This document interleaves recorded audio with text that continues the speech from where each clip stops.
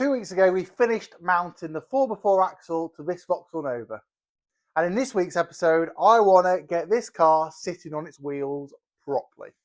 And if you watched my videos before, you'll know that's not going to be quite as simple as it sounds. So to start off with, we need to do some modifications.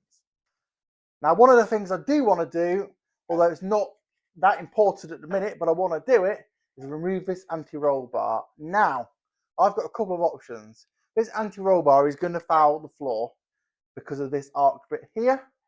So I could either put a new anti-roll bar straight through the axle here. There's a nice little gap. I've ordered a B&W Mini one to try, see if I can make it fit.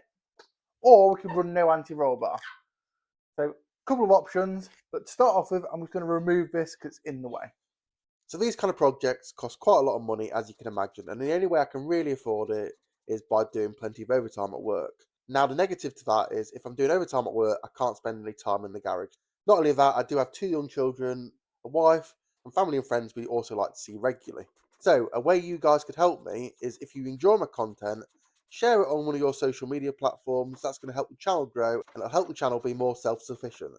That means I won't have to do as much overtime because YouTube is going to pay me to do these videos, which you guys enjoy watching.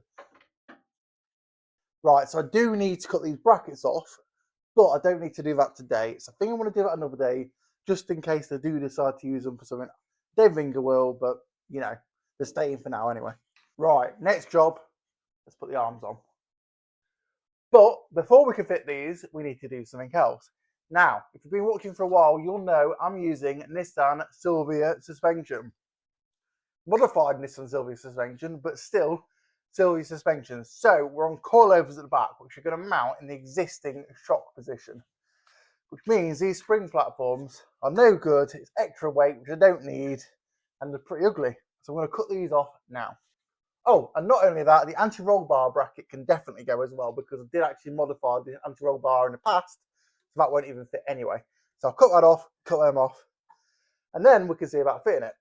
I think people take for granted just how long these kind of jobs take. Now, I must have been over an hour just cutting these brackets off and grinding them down. It's ridiculous, but it does make a much better finish. Yeah, I could have left them on, but it just doesn't look right, does it? Let's be honest. So it's worth doing this. I do need to bare metal them anyway because I need to paint them all black again. You may have also noticed I was welding the arms as I was going along. Now, the reason I did this was I did leave quite a few grinding marks where I cut the brackets off. I didn't like these, so I just thought I'm going to fill them back in with weld and grind them flat. Once it's all off and clean back, I put the arm back in. It's a little bit awkward to do this by yourself because the hub makes it quite awkward and heavy.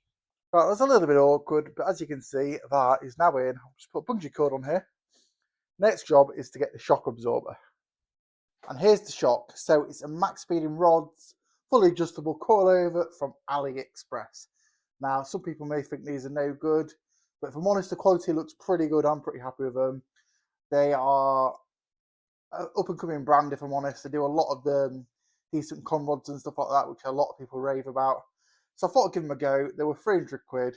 I figured worst case, if I'm not happy with them, I could upgrade later down the line. But for this, I can use these to set it up for now. They've also come with solid top mounts and the front ones are fully adjustable on the top as well. So that's the shock. It's also got a fully adjustable bottom, so you don't have to lower it by just lowering the spring down like you do on a lot of coilovers. You can make this go up and down, which is what I really like. But that does not fit this. So what I need to do, basically, that is the original Cavalier shock. I need to use that insert on this suspension setup. And some people are going to hate me here. My easiest way of doing that is to cut the bottom of the shock off and weld it onto this. Now, I'm going to do a nice job, don't worry. Yeah, we're testing it. If I'm not happy with it, I'll do it again, but I'm sure it's going to be absolutely fine, so do not worry. So I just need to work out the height and go from there. So first up, I bolt the shock absorber to the custom-made turret I made in the previous video, and I use a couple of MA nuts provided. So this section here wants to be on at least about 3 inches, looking at the threads in here. Hope you can see them. So we're going to start by doing that. It's about there.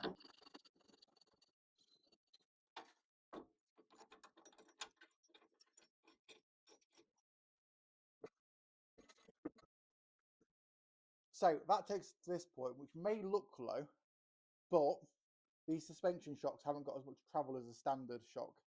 So that could be deceiving. It's not going to go up that much. So I think I'm going to make it shorter. I can always add a bit. But I've just got a hunch this isn't going to be low enough for what I want. So I'm going to cut the bottom of that shock off. I'm going to cut the bottom of this off. We're going to weld them together and see how it fits. So I've done stuff like this before, and you'd be pleased to know I've only ever had one fail on breaking half. So, you know, chances are it's going to be fine. 50-50, eh? So once I cut the Cavalier shock, I then cut the brand new one. This is a little bit sacrilege, I know. So that fits in there, as you can see. Now it's just going to weld on like that. Beautiful. I used a hot glue gun and plenty of bird excrement, and there we have it. Nice and strong, I hope. And there we go, that is the finished item on. As you can see, it's welded on there nicely. It does need dressing back a little bit, but for now it's going to do the job. I will obviously paint it all. Everything's going to be painted. But yeah, that is the height so far. I think the wheel is going to be tucked in quite nicely. The drive shaft, as you can probably see, is going to be nearly level, if not level, when it's sitting on its wheels, which is perfect. So yeah, I'm aware the disc is a little bit rusty, but look at that, nice, loads of arch clearance still. Drive shaft's going to be level. I'm really happy. So now I need to repeat myself on the other side, but I'm going to do that off camera. So if you got this far through the video, you're clearly enjoying it. So if you are, please support the channel by hitting subscribe, and then you won't ever miss another upload.